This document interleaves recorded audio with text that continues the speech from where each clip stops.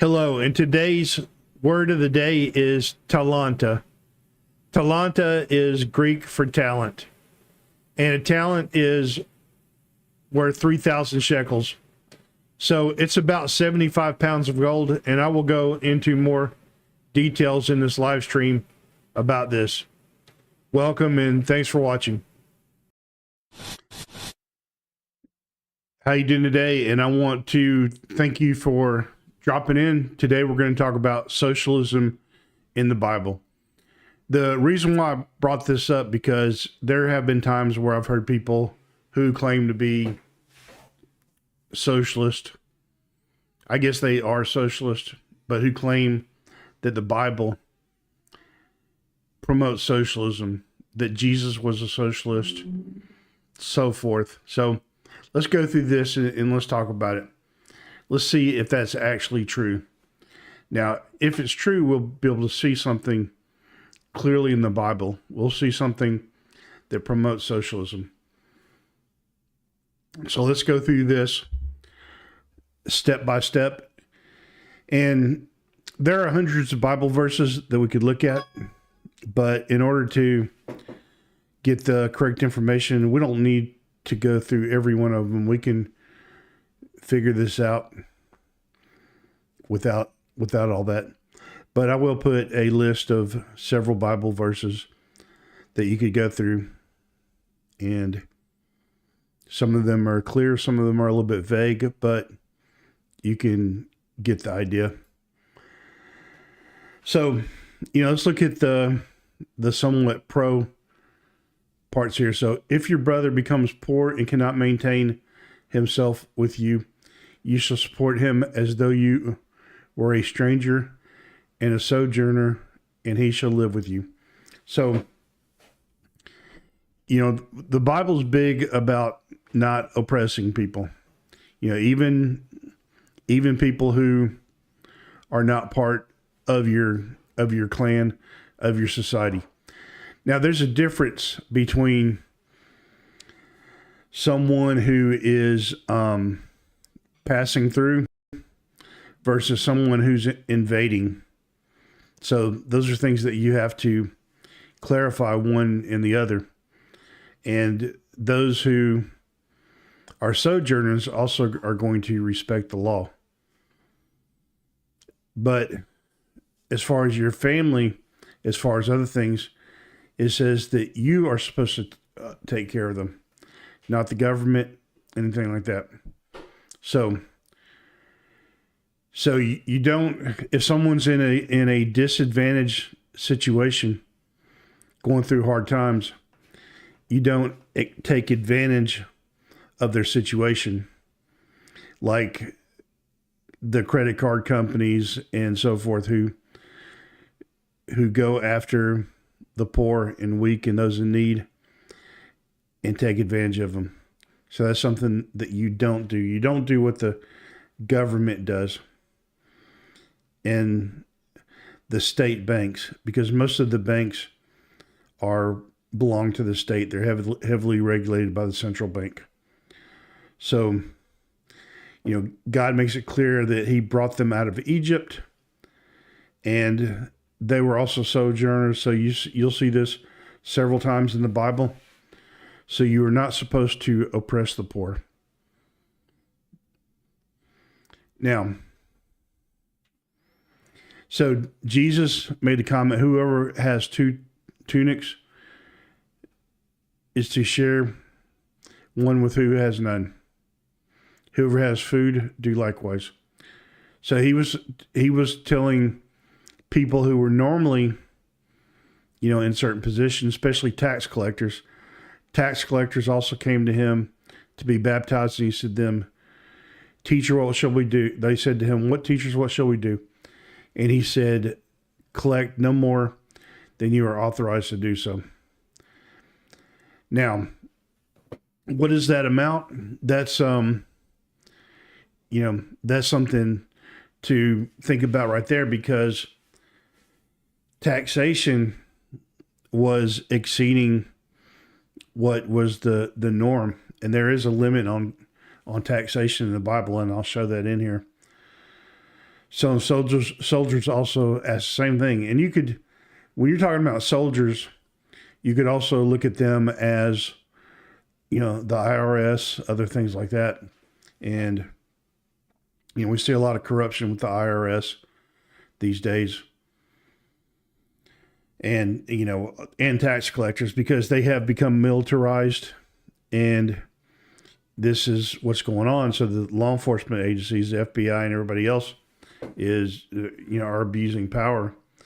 And these are kind of like the Roman soldiers of today, because local police are a different category. So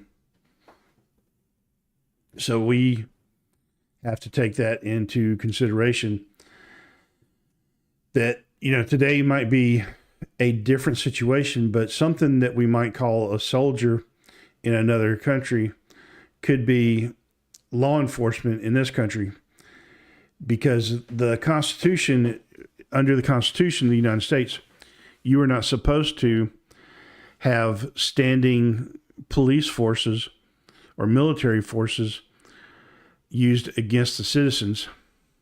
That's why we have the National Guard. So whenever soldiers travel through the United States, they are not locked and loaded. There might be a security detachment with them, but they're not in full force, because it's a constitutional thing. It's like the Romans were not supposed to cross the Rubicon. The legions were not supposed to cross the Rubicon, which doing so was an act of war. And when Julius Caesar did that, he went against the Roman Constitution, which he blamed it on some, another situation to protect himself. But the thing is we're supposed to live under certain laws, and of course biblical laws come first. So what was he talking about? I would say that authorized to do so meant according to the Bible, because they were in Judea. Now, here's the thing. So at the end, so this is what a tithe is. Now, I'm not against a church collecting tithes, but if a church tells you that you're no longer under the Old Testament, but then they tell you that you have to pay tithes, something's not right there, because they're kind of cherry picking the Bible verses. I'll give an example. And, of course, you have in the middle of the United States, you have the Church of Christ. And the Church of Christ will not do anything, will not play music, because it's not in the New Testament. There are no instruments in the New Testament. They play music, they sing music, but they don't play instruments. But they do collect tithes. But tithes are not in the New Testament. That's an Old Testament thing. Now, we are supposed to give. And if someone is dedicated to God as a pastor, and that's what they're doing, then it's kind of like the Levi. They are dedicated to God. And so they get a part of that, because they did not get an inheritance, because they're serving God. And that's kind of the model that we see with the church today. But there's nothing that says that you're supposed to pay a tithe in the New Testament, but you are supposed to help the poor. And if you don't tithe to your church, if you don't support the pastor, and you have a pastor that's serving God, then you're basically hurting yourself too, because it's an important part of the community. So we have to understand that there are things that we're supposed to do, and things that we're not supposed to do. But when we look at the state laws, So usually the state taxes do not exceed 10%. And, if they do, then there's a problem there. But most of the states that that I've lived in, they never exceeded 10% on sales tax. Now other taxes, yes, but the 10% goes back historically, and it does supposed to help your towns and so forth. But the Levites were responsible for all that, and so when we look at socialism, they go in there and they start laying down excessive taxes. But if you look at economic models, any of you that have studied economics, you will know that when you have excessive taxes to some point, the revenue starts to decrease because the impact on the market. And a lot of people say that if the tax is flat and below 10% or at 10%, that is the most efficient model for taxation. And if the taxes are low like that, it will stimulate the economy and the government will have more revenue. So some people argue that the purpose of excessive taxation is not to improve the government, but it is there to oppress the people. Because if the government exceeds in taxation and it decreases the economy, that means the wages, that it'll increase unemployment, the wages will go down, and the profit margins will increase for the big companies.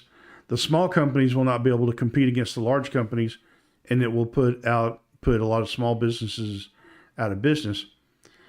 So I'm pretty sure that when Jesus was talking about exceeding what's the correct amount, that would be according to the biblical law.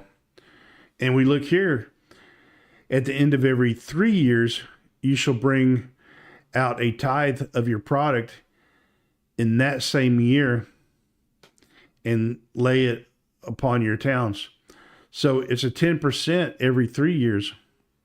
So something to think about when you're doing, when you're going through all that. But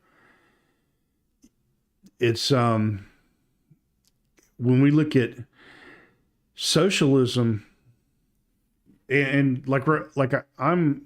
I live in Brazil, and Brazil is more socialistic than the United States. It's not socialist because a socialist country cannot exist.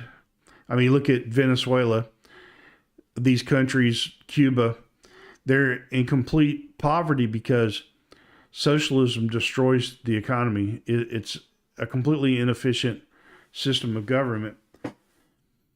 And so when we have these excessive laws and taxation within an economy, people go hungry and they starve. But when we look at the countries that are the most successful, even with social issues, are the capitalist countries where there is a free market. And some of them may have excessive taxation, but usually the countries with the least taxation also have the least social problems because more people have jobs, more people give to charity in a good economy, and the widows and these other people are taken care of. So I'm not saying that we should not take care of these people, but usually when we have a situation where the government says, "Oh, we're going to take care of everybody," it usually doesn't happen. And I'll show an example of that here in the Bible where this happened. Now, so when we look at this idea of socialism, it's an evil thing, and you look, woe to those who devise wickedness and work evil on their beds. When the morning dawns, they perform it because it's in the power of their hands. So people with power, and that's one purpose of socialism, is so that people can have power.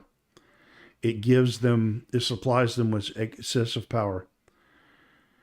They covet fields. So we're talking about coveting fields. That means it sees them. So that's the thing about coveting. You want something, but they have the power to seize them in houses and take them away and oppress a man in his house, a man and his inheritance. So that's what they do. Inheritance taxes, they take away everything in the name of equality, but the poor still get poor because the people who are creating these laws are keeping the money for themselves. Socialism never works. It has failed 42 times, and this is why. Power leads to corruption, and it's all about power. The more laws that they have to control the economy, the more power they have, and the more they're going to oppress, and the more they're going to seize property and make themselves richer.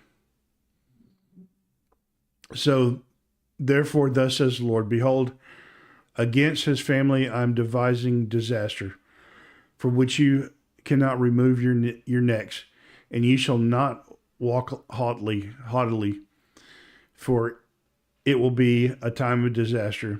So their time will come.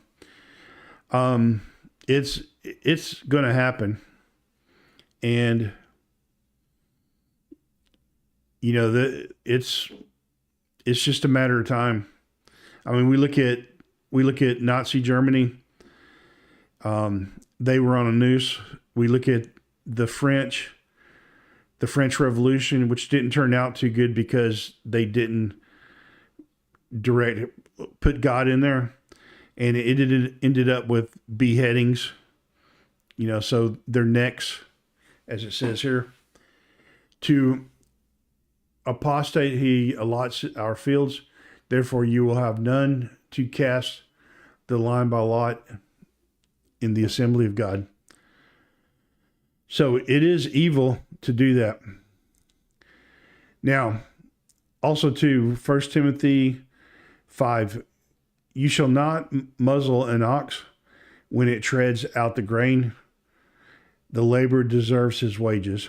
So it's basically saying if an animal is working, it should be allowed to eat. The laborer is an example of that, and they deserve their wages. They should not be forced to work without receiving their wages. And that's what socialism is. You take away people's wages, and they work for basically nothing. So here in South America, people barely get by. I have no idea how they do it, and it's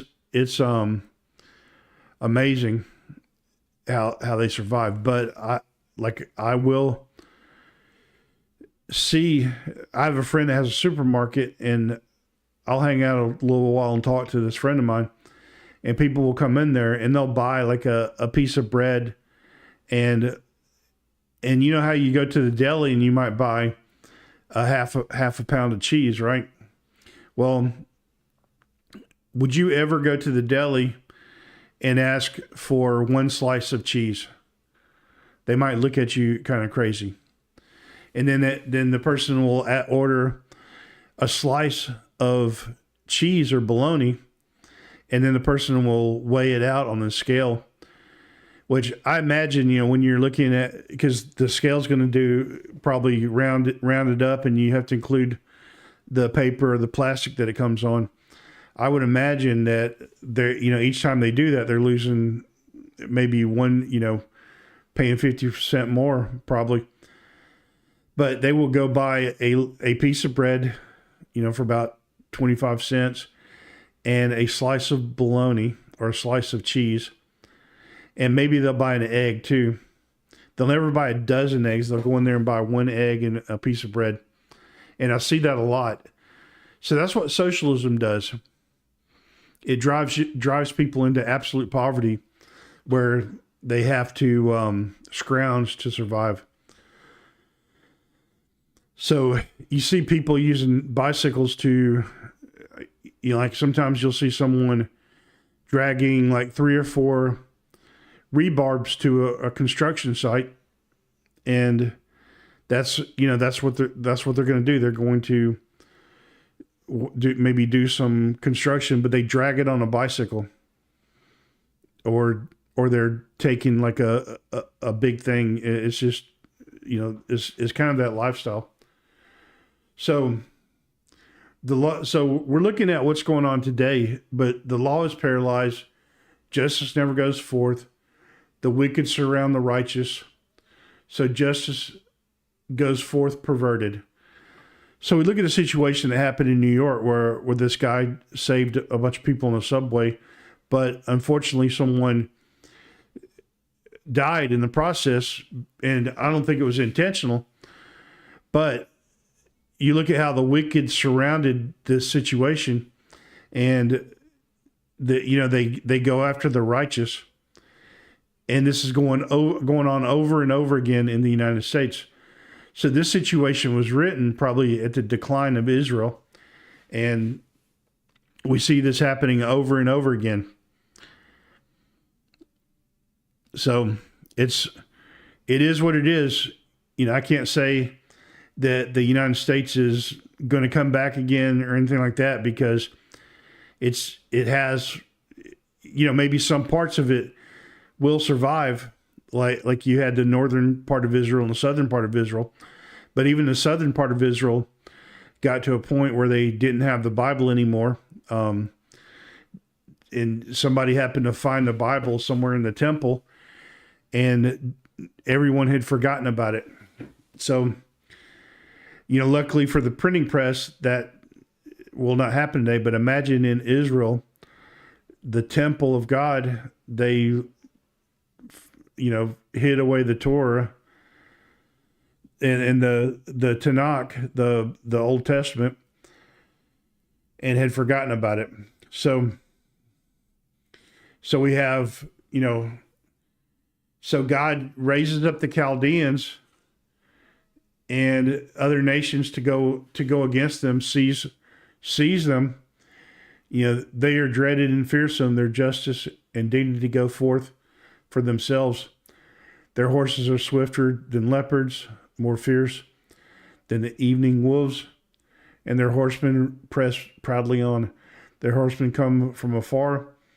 They fly like eagles, swift and to devour. So we have this situation where people are coming in,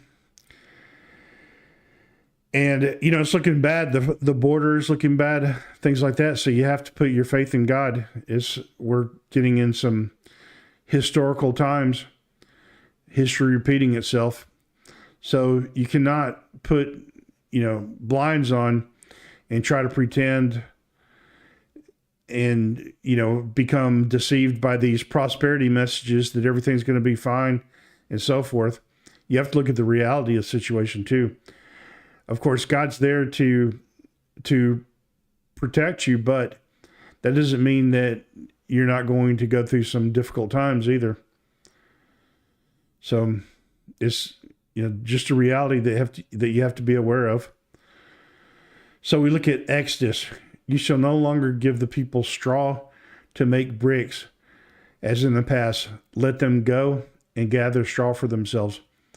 But the number of bricks that they made in the past you shall impose upon them, and you shall by no means reduce it, for they are idle.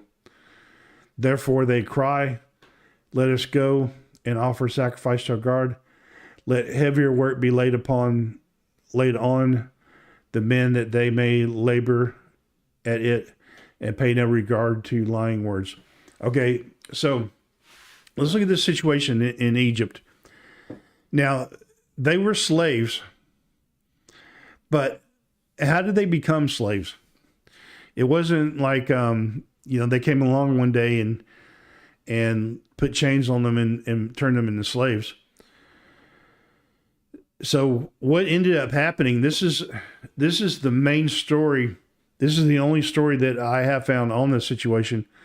But first of all, you have to go back to when Joseph ruled, or was in second command, or basically ruled Egypt.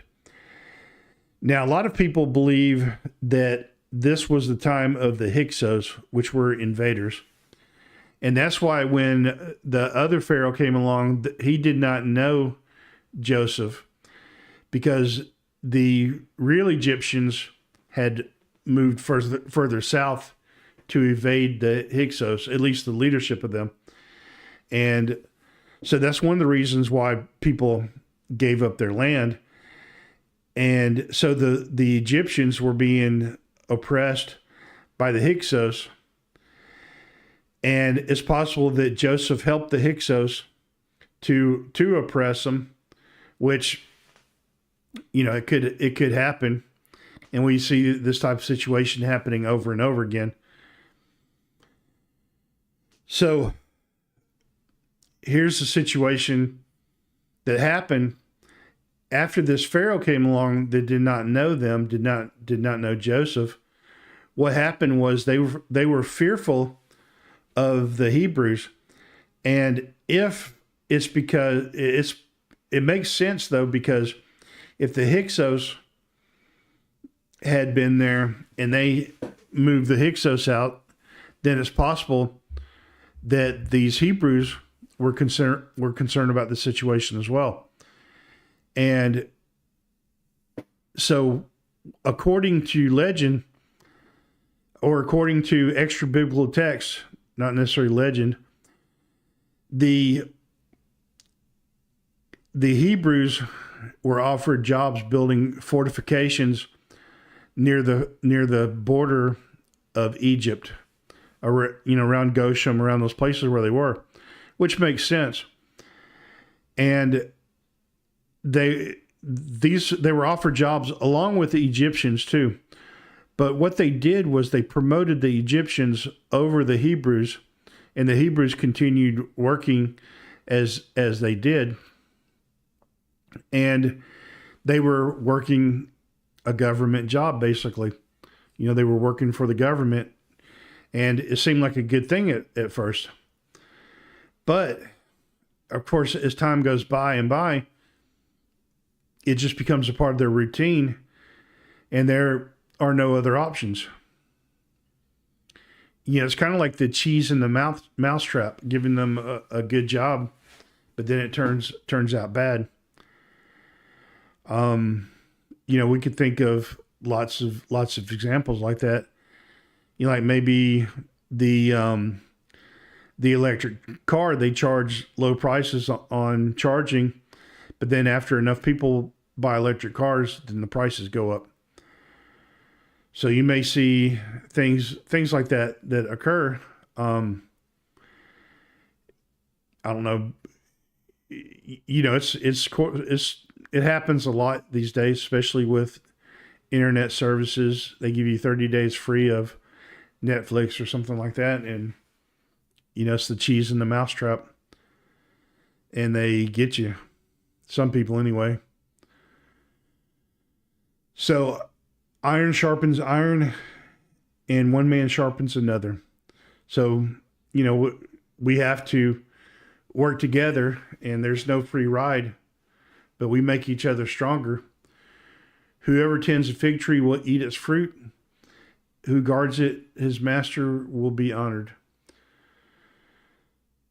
As water reflects face, as water face reflects face, so does the heart of a man reflect a man. Sholadan, Abaddon are never satisfied, and never are the eyes of man. So the crucible for silver and the furnace is gold, and the man's tested in his praise. Now, a couple of things to look at with these proverbs here is, all right, so iron sharpens iron. So we make each other stronger, but if, one man sharpens another, because we use judgment with each other, but if you give that job over to the government and they just hand out checks, it's going to make people dull. So that's one reason why it's a bad idea.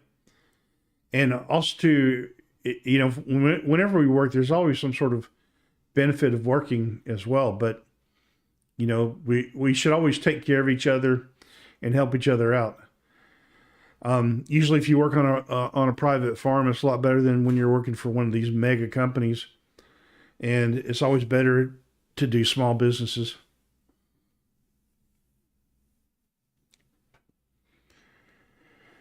And, so we're always testing each other. We're always making each other stronger.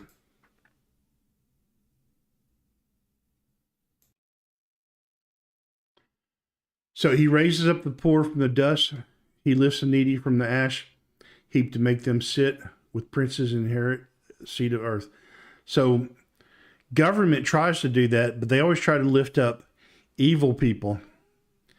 And there's a purpose for that, because if they lift up evil people, the competition of the people on the top, the elites in government, are Christians and hard workers, people that God will lift up. So they lift up the wicked because the wicked cannot stand. And the wicked will do what they tell them to do because the wicked has no principles, no values, and they will help them oppress and make more money, steal and rob, and do whatever their wickedness is that needs to be done. So the pillars of the earth are the Lord's, and he has set on them he has set the world. So everything belongs to God. So it doesn't belong to the government. And government, again, is idolatry. He will guard the feet of the faithful ones, but the wicked he shall cut off in darkness. For not by might shall a man prevail. So one thing you have to do is you have to put your faith in God, and you can't trust the government. You cannot trust the system. You have to keep putting your faith in God. And I think my personal belief is that you should not work for one of these big companies, especially if the company does not have godly values. You should leave that country or company and go elsewhere, and God will bless you for it. Because they're going to be broken. You see these big companies starting to fail right now anyway, so they're going to start failing. They're going to start falling. So if you're working for one of these woke companies, you might as well prepare to look for another job. But it's better to do it on your own time, because if they all fail and everyone's running around looking for a job, then the market's flooded. So that's something you have to take into consideration. It's best to start doing it now, but you shouldn't work for those companies. You should either create your own company or try to find another company. Adversaries, but of course, if God puts you in that place, if God tells you to be somewhere, then be there. So you have to always seek God and do what God wants. The adversaries of the Lord shall be broken into pieces. Against them he will thunder in heaven. The Lord will judge the ends of the earth. He will give strength to his king and exalt the horns of his anointed. So, in the end, God wins. So curse, thus says the Lord, curses the man who trusts in man and makes flesh his strength, where their heart turns away from God. Okay, so you should never trust in politicians. You should never believe that your hope is in a politician. I don't care if the politician is a conservative or a good one. Your trust should always be in the Lord. Of course, vote for a good politician, but don't put your trust in that politician. And what I'm seeing these days are a lot of people seem to almost worship politicians, and it should not go to that degree. So, and maybe it's always been like that, but of course we see a lot more these days on social media. So, putting your trust in flesh, putting your trust in earthly things, in government, anything is wicked. Is evil because God is one who deserves the praise.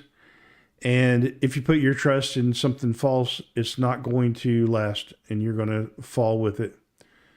If you put faith in your job, don't put faith in your job. Put your faith in God. And if you feel like you need to leave your company, then leave. Trust God. God will provide for you. It's like Abraham left Ur of Chaldea to go where God sends him. He went to the wilderness, but he had faith, and he left the comforts of the city to go elsewhere. So he is like a shrub in the desert, shall not see anything good come. So, don't be like a shrub in the desert. He shall dwell in parched places of the wilderness, in an uninhabited salt land. So, blessed is the man who trusts in the Lord, whose trust is the Lord. He is like a tree planted by the water that sends out its roots by the stream and does not fear when heat comes. So, the above three, putting their faith in, a lot of people want socialism because they want something tangible to put their faith in. And they don't want to put their faith in God. That's why socialism is the religion of the ungodly. You never see God in socialism. It's always anti-Christian, anti-God. So you put your trust in the Lord, no matter what the situation is. You have living water, and God's going to protect you. The leaves are going to be green. You're not going to be anxious. So when there's a drought, you have your supply of water, and you will not cease to bear fruit. So, of course, it's figuratively, spiritually, this is what's true. And the heart is deceitful above all things and desperately sick. Who can understand it? So a lot of people are deceived by so many things these days. So if you go into your neighbor's vineyard, you may eat your fill of grapes. If you go into your neighbor's standing grain, you may pluck the ears with your hand. Sorry, I did that order. So the second one is you, as many as you wish, but you shall not put any in your bag. So you can pluck your neighbor's grain, but you shall not cut down a sickle that is standing. So there are some things that you can do. It's kind of acceptable by law. If you pick something, of course, if you go to somebody's orchard and start, eating some apples, some farmers are going to get upset about it, but it is tolerable, or it is biblical that could be done. There's a thing called gleaning, which I didn't mention in here, but when you plow your field, or when you reap the harvest, there are parts of the field that are difficult to get to, so because you're curving around with it, and it says to leave those and allow the poor to go and glean on your farm. So when you have excess, when you have some areas like this, then there's this concept of gleaning. So a lot of the a lot of the restaurants in the United States, they they try to they throw away the food. They try to make it impossible for people to get food because they want to maximize their profits in selling food. And they understand, like, if most of the poor go to these fast food restaurants anyway, but they're always trying to take advantage of the situation. One of the things that I noticed in other places is that when they have excess food, they usually give it to the poor after they run the restaurants down here in Brazil. So, you have leftovers, you have things like that. You should give them to the poor, or allow the poor to come get them. Of course, you could do more than that, but at the very minimum, that's what you should do. You shouldn't just throw it in the garbage and put it to waste. There should be some options like that. If you have a farm, things like that. Of course, you don't let people take advantage of it either, which, of course, some people will, but you have the right to do that. One second here. Sorry, I accidentally clicked on something that made a lot of noise.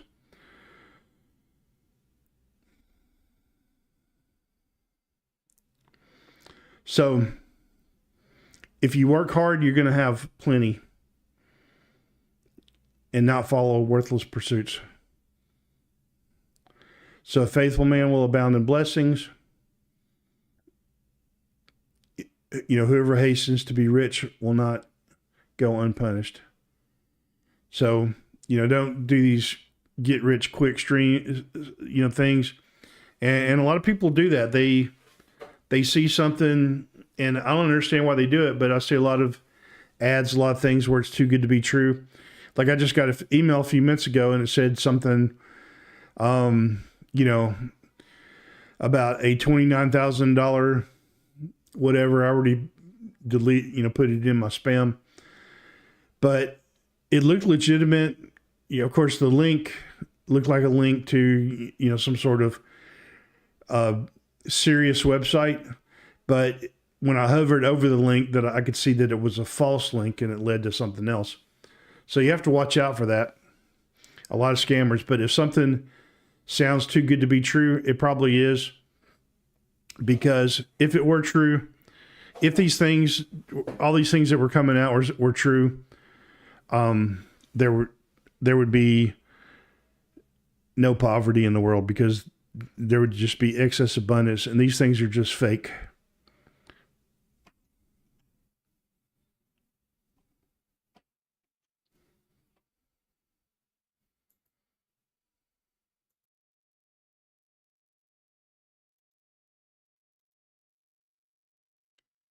So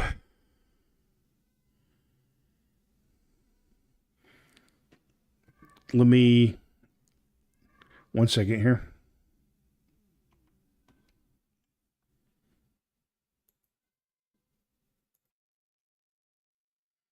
Okay, so we see here, when the foolish took their lamps, we're looking at the situation of the bridegroom. With them, 4 wise flasks of oil with their lamps. Okay, number 4. Sorry, I left the number there. As the bridegroom was delayed, they all became drowsy and slept. But at midnight there was a cry, "Here's the bridegroom." They come out to meet him. And all those virgins rose and trimmed. And the foolish said to the wise, "Give us your oil, for our lamps are going out." So, of course, this is talking about a spiritual situation, but they were comparing a spiritual situation to realistic situations of the time. And if you did not do what you were supposed to do, you had only yourself to blame. And that was the reality. There was no situation where, let's for example, if someone has good credit for their housing, let's give priority to people with bad credit, and that's only a psychological operation thing to break down society. But this is talking about the realistic situation. And so the other story here, we have the talents. So there were three people, and one person got one talent, another person got two talents, another one got five talents. So it was based on their abilities. Now, of course, this is taught. Jesus using a parable for spiritual situation, but spiritual in reality, a parable wouldn't make sense if it wasn't based on reality. So this was a realistic thing too. So the person who got one talent went and hid his talent. Well, a talent of gold is a lot of money, and I'll show you how much it is in a minute here. So he buried it. So basically, if God gives you something, whether it's a gift, whether it is financial or anything like that, he expects you to use it. But if you're too afraid and you don't use it, then you're eventually going to get punished as well, because if you don't use it, you will lose it as well. And if you lose it, that means somebody else is going to get it. So it's not like, this is the opposite of socialism. In socialism, they take the talents from the wealthy person and they give it to the person who is lethargic and lazy and incompetent. So that's the opposite of socialism. And another thing too is that that we have the person who received the most talents. He invested the money. So this is capitalism too. And we could look at the word talent as abilities, because capital, the foundation of capital is human capital. Human capital is the mind. So, like, for example, if you walk out to your yard, you have potential capital in your backyard, but it's not capital until you do something with it. Like, for example, if you dig up some red clay in your backyard, which is something we did when we were children. We found some back there and we made, just some pottery at home. It's just some simple stuff. It wasn't anything to sell, but you could make some pottery and sell it, maybe, if you figure out a good way to do that. But the clay is worth nothing unless you're able to market it somehow, and that's going back to your mind. So if you just leave it there, it's worthless. So, this whole story, there's so many different ways that you could look at it, but that's how profound the parables of Jesus were. They could have multiple meanings, and you could dig around on this parable so many different ways and look at it. But if you throw away if you don't use your abilities because you're afraid people are going to laugh at you, or you're afraid that you're going to get shot down by your boss or something like that, then that's not a good situation to be in. You have to put your faith in God and go out and risk, being laughed at. I'm not the best speaker in the world, and I'm here doing this. I risk being criticized for what I'm doing, but I'm going to do it anyway, because I feel like I have to take my talents and use them. Because, don't go your whole life and be afraid to speak out. Speak out. whatever it may be, promote yourself, find something that you can do.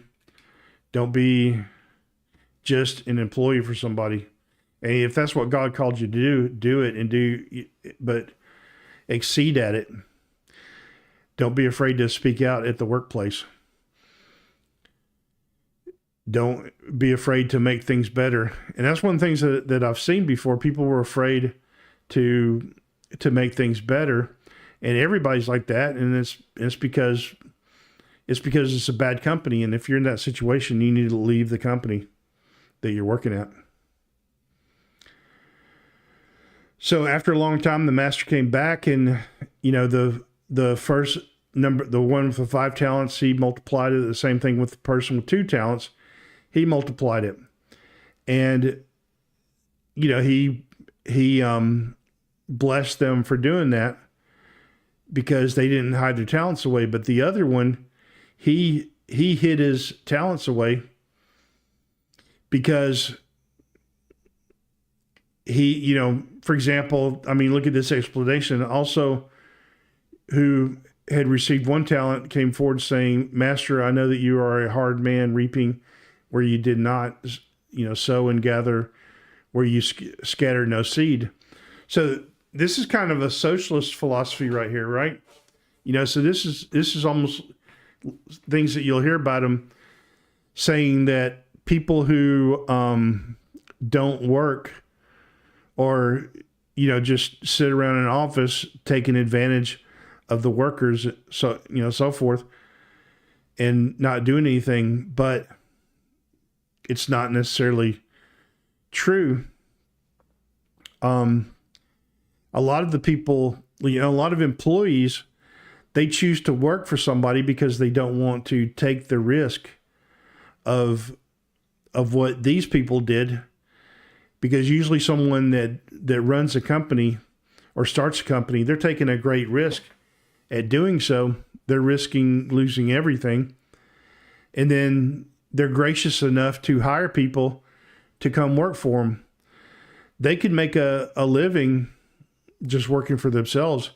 And what a lot of these socialist laws do, because you see this in other countries, it forces people to not hire people, and it creates unemployment. So, and that's one of the objectives of the left, because they're supported by these big corporations, right? So the corporations can get rid of competition by eliminating small businesses, and they can eliminate small businesses by creating regulations that will prevent small businesses from hiring people because it's too much of a risk, too much of a liability. And when that happens, then these big companies, they can lower the wages because they don't have to compete against small businesses anymore. And then you're stuck working, at a low wage, buying bread, eggs, and a slice of cheese at the deli. One slice of bread and 1 egg and a slice of cheese at the deli. And it'll become normal by that time. So it's normal for the person to walk in there and ask for 1 slice of cheese because so many people do it. But that's what you're going to drive yourself into if you add socialism in there. And that's another reason why socialism is evil. So they despise the person who's creating the job for them, and they'll go back and blame them. One time I hired a communist, and she came up to me. She says, "Oh, I need a job." Was really polite and everything. So I gave her the job, and she worked for me a while, and I helped her get into one of the companies that I was contracted to. And then after that, then she started trying to, pull the socialist garbage and got hostile with me. And it was pretty crazy that I had done all this, but the entire time while she was pretending to be polite and respectful and so forth, in her head, she had this hatred towards me because she had been brainwashed by communism in the university. You know, she was an engineer, but she was a brainwashed engineer. So anyway, we have this, guy that buries a talent in the ground. So you take something, and this is a large sum of money, but this person took it and buried it because, he felt his master was wicked, God was wicked. So it is wickedness to think that God is wicked, because God is definitely not, and Satan is wicked. So so socialism, communism, and socialism both are basically the same thing. It's wickedness. It's satanic. The roots are satanic. So the person should have invested the money, at the very least, in a money market or something like that, but preferably invest it in oneself. And you take what God gives you and invest it in yourself, and you make yourself more productive for God, because being more productive makes you able to help your community. Because there's more than just giving a tithe to your community. If you provide jobs to your community, if you help out with the schools and do all these little things, it helps the community. And then some of your employees will also help out the community. And it's exponential. And the opposite, socialism is exponential as well, in the opposite way. And it drives you into absolute poverty exponentially. So always remember that, you have to put your faith in God and not government. And if you don't trust that God's going to take care of you, it's kind of this situation right here. You have to think about this. Are you, for example, are you working in a job and you feel like you're not supposed to be there? You feel like God has something better for you, but you're afraid to leave because you might fail. Well, that's kind of the situation right here. So you really need to pray about that and step out in faith and trust in God. But this is what a talent of gold is. So one talent of gold weighs 75 pounds. So the talents of this time. So that's a lot of gold.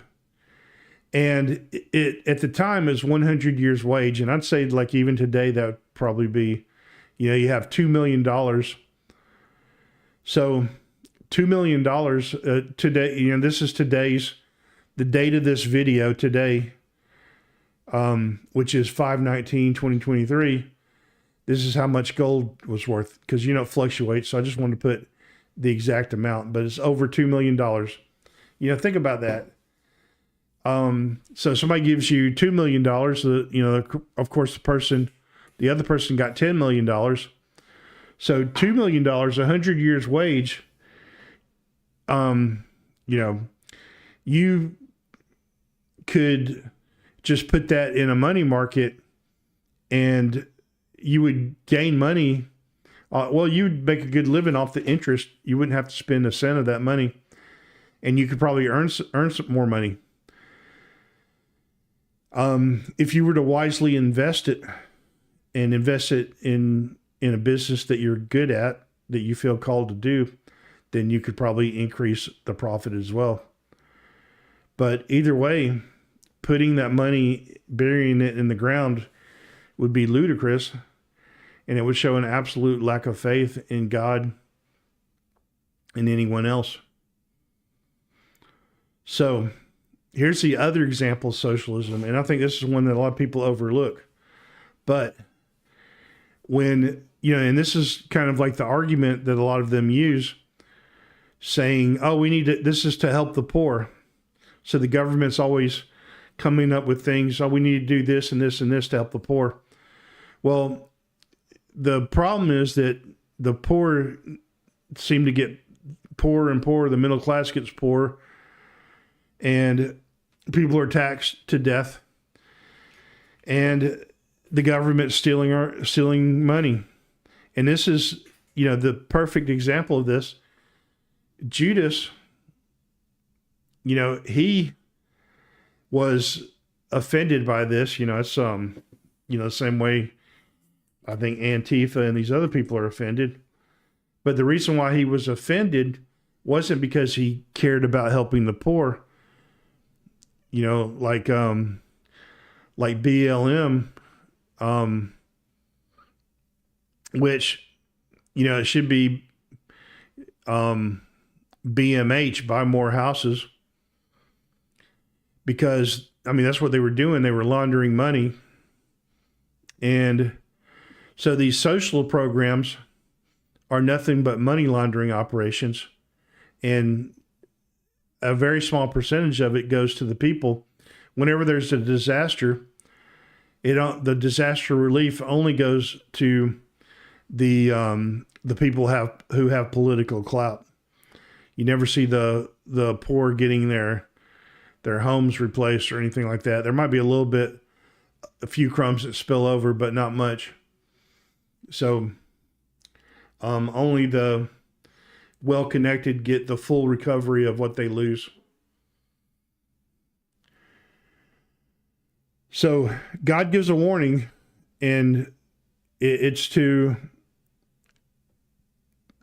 to turn to God, because God brought you out of your situation, and God will, help you in all situations, but you have to put your faith in God and trust in God. So, that's the thing that I wanted to point out here, but I just wanted to show that socialism is not a biblical thing. There's nothing biblical about it, and it's evil, it's satanic. You look at every comparison of anything that's remotely close to socialism here is comparing it as evil. So the government taking away people's property, coveting people's land and their fields, people wanting to save a perfume and sell it so that they could keep part of the portions and pretend to help the poor.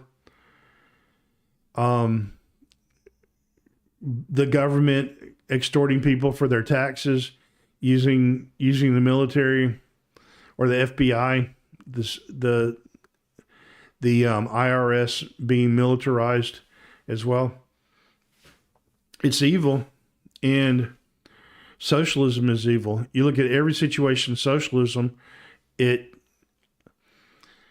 almost always ends in genocide and poverty. It always ends up in poverty. It always fails. And it has failed 42 times. Every time socialism has been used, it has failed. So why would the Bible choose anything that fails? It wouldn't. Even in Israel, a lot of the Jews, they created these kibbutzes, and a kibbutz was like a commune. So the purpose was to practice socialism in a place that wasn't socialistic or communism. And even those failed. Even when it was voluntary, it failed. It's not a good system. You have to share. The Pilgrims, when they came to the United States, they did something similar, and they shared the responsibility. They didn't buy and sell things, and that was one of the requirements that they had to follow. But 50% after 50% of them died, and the leader died, William Bradford took